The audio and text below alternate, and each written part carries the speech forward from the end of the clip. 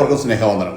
Prayer study series 2ാം ഭാഗം കഴിഞ്ഞ ക്ലാസ്സിൽ നമ്മൾ പറഞ്ഞു നിർത്തിയത് ശേത്തിൻ്റെയും തൻ്റെ സന്തതിയുടെയും കാലത്ത് ദൈവത്തെ പൊതുവായി ആരാധിക്കുകയും യഹോവയുടെ നാമം വിളിച്ചപേക്ഷിക്കുകയും ചെയ്യുന്ന ഒരു വിശ്വാസ സമൂഹം രൂപം കൊള്ളാൻ തുടങ്ങി എന്നാണ്. പ്രാർത്ഥന ദൈവത്തെ മാറ്റുന്നതല്ല, മനുഷ്യന് മാറ്റം വരുത്തുന്നതായിരിക്കണം. ഒരു 5ാം ക്ലാസ്സുകാരനായ കുട്ടി അന്ന് വീട്ടിലെത്തിയത് നിരാശനായിട്ടാണ്. അവൻ യഹോവയുടെ മുൻപിൽ വന്ന് തല കുനിച്ചു നിന്നു. പരീക്ഷയിൽ മാർക്ക് കുറഞ്ഞതാണ് അവൻ്റെ നിരാശയുടെ കാരണം. മകൻ്റെ തോൽവിയെക്കുറിച്ച് നേരത്തെ തന്നെ ടീച്ചർ പിതാവിനെ വിളിച്ചറിയിച്ചിരുന്നു. പപ്പ, ഞാൻ തോറ്റു. മകൻ വിങ്ങിപ്പൊട്ടിക്കൊണ്ട് പറഞ്ഞു. പപ്പ അവന് ശകാരിച്ചില്ല, പകരം ചേർത്ത് പിടിച്ചുകൊണ്ട് പറഞ്ഞു, പപ്പയ്ക്ക് നേരത്തെ അറിയാമായിരുന്നു മോനെ. പക്ഷേ മോൻ പപ്പയുടെ അടുത്ത് വന്ന് മനസ്സ് തുറക്കാൻ പപ്പ കാത്തിരിക്കുകയായിരുന്നു. ആ സംഭാഷണത്തിന് ശേഷം കുട്ടിയുടെ ഭയം മാറി, ആത്മവിശ്വാസം അവന് തിരിച്ചു കിട്ടി. ഇവിടെ പപ്പയ്ക്കല്ല മാറ്റം വന്നത് ആ മകനായിരുന്നു. ഇതുപോലെ ദൈവത്തിന് നമ്മുടെ ആവശ്യങ്ങൾ നേരത്തെ തന്നെ അറിയാം. നിങ്ങൾക്ക് ആവശ്യമുള്ളത് ഇന്നതെന്ന് നിങ്ങൾ യാചിക്കുന്നതിന് മുൻപേ നിങ്ങളുടെ പിതാവ് അറിയുന്നുവല്ലോ. മത്തായിയുടെ സുവിശേഷം 6:8 വാക്യം.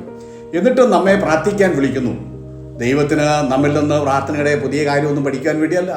പിന്നെയോ നമ്മുടെ ഭയം വിശ്വാസമായി മാറണം, നമ്മുടെ കോപം സമാധാനമായി മാറണം, നമ്മുടെ നിരാശ പ്രത്യാശയായി മാറണം, നമ്മുടെ സ്വാർത്ഥത ദൈവഹിതത്തിന് വഴിമാറും. അങ്ങനെ പ്രാർത്ഥിക്കുന്നവർ ക്രമേണ ക്രിസ്തുവിൻ്റെ സ്വഭാവത്തിലേക്ക് രൂപാന്തരപ്പെടണം. ക്രിസ്തുവിനുള്ള ഭാവം തന്നെ നിങ്ങളിലും ഉണ്ടായിരിക്കട്ടെ എന്ന് അപ്പോസ്തലൻ പൗലോസ് ഫിലിപ്പിയിലെ 2-ാം അധ്യായം 5-ാം വാക്യത്തിൽ പറഞ്ഞിട്ടുണ്ട്. എന്നാൽ പ്രാർത്ഥിക്കുന്ന എല്ലാവരുടെയും ഭയം മാറുന്നില്ല, കോപവും മാറുന്നില്ല, നിരാശയ്ക്കും വ്യത്യാസമൊന്നും കാണുന്നില്ല, സ്വാർത്ഥതയ്ക്ക് ഒരു കുറവും കാണുന്നില്ല, അസൂയയാണെങ്കിൽ പഴയതുപോലെ തന്നെ നിലനിൽക്കുന്നു. ഇവരെയൊക്കെ പ്രാർത്ഥനക്കാരായി കാണാനായിട്ട് കഴിയുന്നുണ്ട്.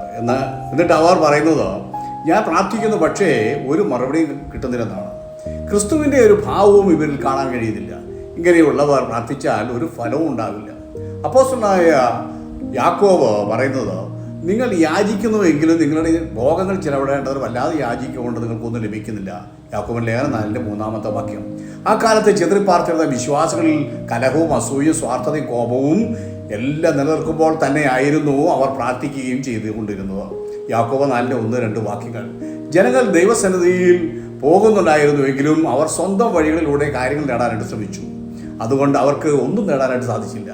ഇന്ന് പലരുടെ സ്ഥിതി ഇതുപോലൊക്കെ തന്നെയാണ്. ആദ്യമായി പ്രാർത്ഥിച്ചു എന്ന് വ്യക്തമായി കാണുന്നത് ഉൽപ്പത്തി പുസ്തകം 20-ലാണ്. ഗെരാർ രാജാവായ അബീമേലെക്കിനോട് ദൈവം സ്വപ്നത്തിൽ സംസാരിച്ചത്, അബ്രഹാം ഒരു പ്രവാചകനാകുന്നു, നീ ജീവനോടിരിക്കേണ്ടതിന് അവൻ നിനക്ക് വേണ്ടി പ്രാർത്ഥിക്കട്ടെ. ഉൽപ്പത്തി 20-ന്റെ 7-ാമത്തെ വാക്യം. അബ്രഹാം ദൈവത്തോട് അപേക്ഷിച്ചു. അപ്പോൾ ദൈവം അബീമേലെക്കിനെയും ഭാര്യയെയും അവരുടെ ദാസിമാരെയും സൗഖ്യമാക്കി. ഉൽപ്പത്തി 20:17. ഉൽപ്പത്തി 4:26 ജനം യഹോവയുടെ നാമം വിളിച്ചപേക്ഷിക്കാൻ തുടങ്ങി എന്ന് കാണുന്നു. ഉൽപ്പത്തി 20:17 അബ്രഹാം അബീമേലെക്കിന് വേണ്ടി പ്രാർത്ഥിച്ചു. അതായത് ഒരു മധ്യസ്ഥ പ്രാർത്ഥന ആരംഭിച്ചു. ഒരുവിന് വേണ്ടി മറ്റൊരുത്തൻ പ്രാർത്ഥിക്കാനായിട്ട് തുടങ്ങി.